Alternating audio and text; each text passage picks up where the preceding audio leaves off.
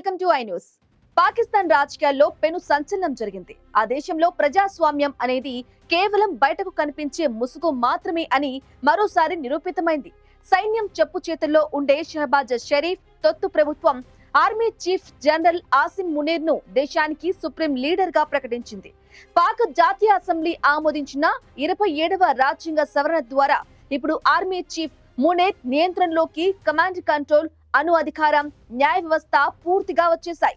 చరిత్రలో అయూబ్ ఖాన్, జియా ఉల్ హక్, పర్వేజ్ ముషారఫ్ చేసిన సైనిక తిరుగుబాట్లకు భిన్నంగా ఈసారి ఈ అధికారాన్ని రాజ్యాంగబద్ధంగా, చట్టబద్ధంగా సైన్యం చేజిక్కించుకుంది. ఈ పరిణామం పాకిస్తాన్ కు ఎంత ప్రమాదకరం?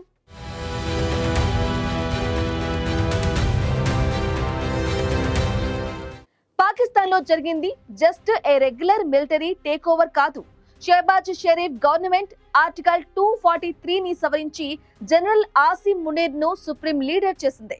గతంలో అయూబ్ ఖాన్, జియా ఉల్ హక్, పర్వేజ్ ముషారఫ్ తుపాకీతో అధికారాన్ని లాక్కుంటే ఈసారి రాజ్యాంగాన్ని మార్చి ఆసిం మునీర్ అధికారాన్ని లీగలైజ్ చేశారు. ఇప్పుడు పాక్ లో ప్రైమ్ మినిస్టర్ ఆర్మీ చీఫ్ కి సహాయకుడిలా మారిపోయారు.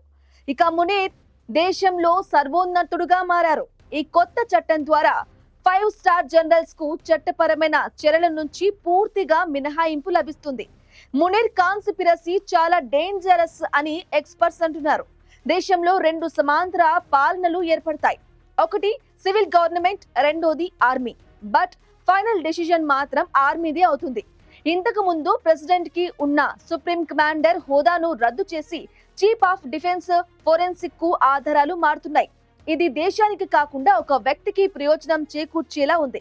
ఈ పవర్ మునీర్ ను మరింత పవర్ఫుల్ గా చేస్తుంది. అణ్వాయుధాలపై, ముఖ్యంగా నావీ కింద ఉండే సెకండ్ స్ట్రెక్స్ మిసైల్స్ పై కూడా కమాండ్ అండ్ కంట్రోల్ ఆర్మీ కిందకే వస్తుంది. ఇది నావీ, ఎయిర్ ఫోర్స్ లో చీలికలకు దారితీసి సమస్యలు పెంచడం గ్యారంటీ. పాకిస్తాన్ ప్రజాస్వామ్యం ఇప్పుడు కంప్లీట్ గా ఆర్మీ బూట్ల కిందకి వెళ్లిపోయింది.